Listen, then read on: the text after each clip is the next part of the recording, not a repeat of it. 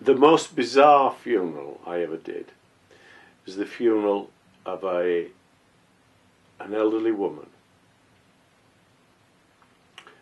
who died quite suddenly, and her daughter came wanting to organise the funeral. She wanted her mother to be buried alongside the mother's other daughter, so this woman's sister. The woman's sister, the daughter, had died in rather strange circumstances. She'd been a dancer at the Folies Bergère in, I think, about the 1950s, early 60s, when Aoka terrorists from Algeria were attacking France. Wow.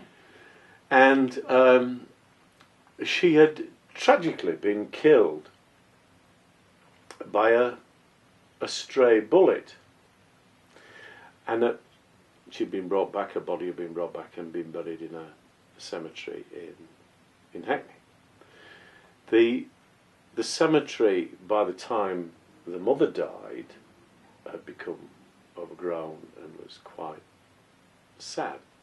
And when the daughter went to see it, the surviving daughter went to see it, she decided that she really didn't want her mother to be buried there. But in order for them to be buried together, they had to exhume the body of the sister, the daughter. And so when the funeral happened, we then had two bodies.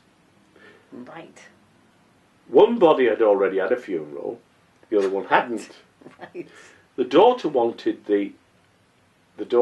her sister's body to be present at the funeral of her mother, which was an interesting liturgical issue, because one had had a funeral, you can't have another funeral, and one had not had a funeral, and she had. So we parked the one who had a funeral off left. Can I just be clear then? There are rules about how many funerals you can have. Well, I think it's pretty clear. You can only have one funeral. Right. I mean, I don't want to go into church law, and canon law, but I think you can only have one funeral. So she's parked up. So she's parked left. We had the funeral, and then we trotted off to the cemetery where the new burial was going to happen. The surviving daughter had decided that her sister, the deceased, should in fact be buried first. Right. Fair.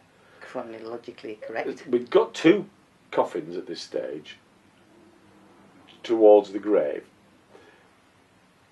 What nobody had told the gravedigger was that in fact the sister, the daughter, had been buried in a lead-lined coffin. Right. Initially.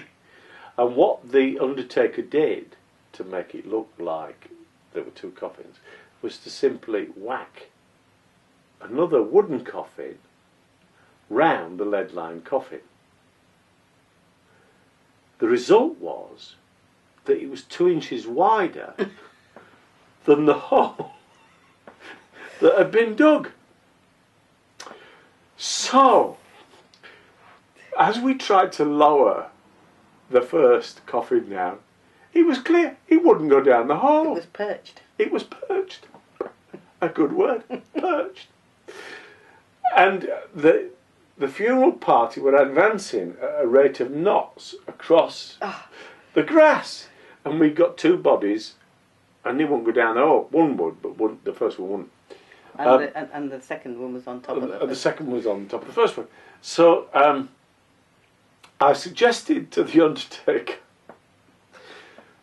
did he think that a good idea for me was to approach the advancing family and perhaps sing them a song or tell them a funny story? Head them off at the pass. The undertaker's absolute words were, "Reverend, you'd oblige me now by not pissing about. This is serious."